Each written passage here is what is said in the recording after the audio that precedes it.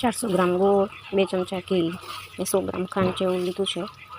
ગોળ ઓગળે એટલે તેમાં 50 કાજુ, 50 બદામ ડ્રાય રોસ્ટ કરી મિક્સીમાં પીસી લીધા છે.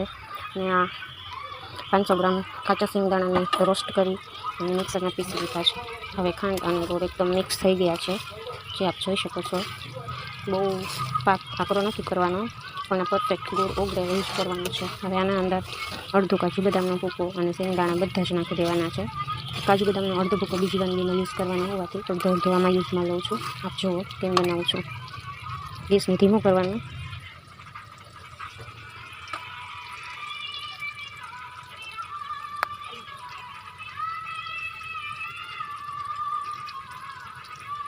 અડધો બાકી રાખ્યું છે.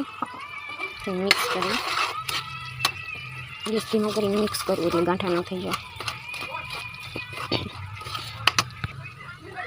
સિંગદાણા બધા નાખીને એકદમ સરખી રીતે મિક્સ કરી દો. અને એકદમ મિક્સ થઈ જાય પછી થાળીમાં ઘી લગાડી અને પછી એમાં ઠારી એના પીસ પાડી લો. ગરમ ગરમ હોય ત્યારે ચાકુથી પીસ પાડી લેવા, જે હું તમને પછી બતાવું છું. પહેલાં મિક્સ કરીને મસ્ત બનાવી લો. એકદમ પરફેક્ટ મિક્સ થઈ ગયું છે. હવે આને હું ડાયરેક્ટ ડબ્બામાં જ કરી કટકા પાડીશ. જો થાળીમાં પાડવા હોય, જાડી થાળી હોય તો જાડી થાળીમાં પણ પાડી શકાય. ગેસ બંધ કરી દઈ. આ ટાઈપનો ગોળ ડબ્બો લીધો છે મેં. ના અંદર મિક્સિંગને અંદર પ્રેસ કરી આને ભરી લઈએ.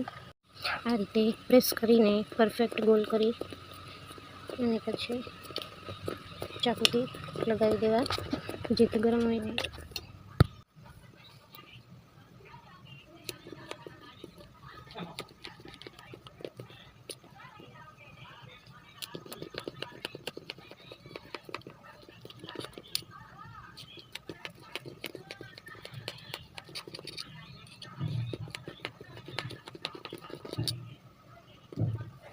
અને કાઠિયાવાડમાં સિંગ પાક, કચ્છમાં ગબીત અને ઇંગ્લિશમાં પીનટ બાર પણ કહેવાય છે.